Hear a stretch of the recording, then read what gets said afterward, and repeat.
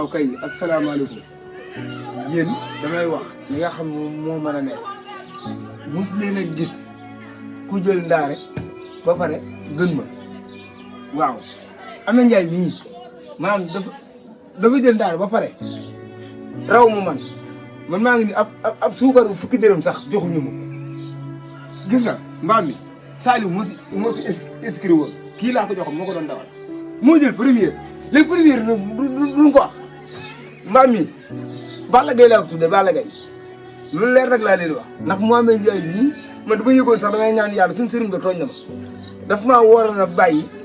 ñaanam ma daal di jël ndaare ndax xaw ma ne ku jël ndaare yaay gañ affaire yi léegi nag dañuy tëggaat programme bi dañ koy tëggaat wax naa leen ko duñ ko tëggaatee man mbaam mi danaa fexe ba jël ndaare ndax xam naa ne première moom ndekk da baaxul yéen ñii jàng jël leen ndaare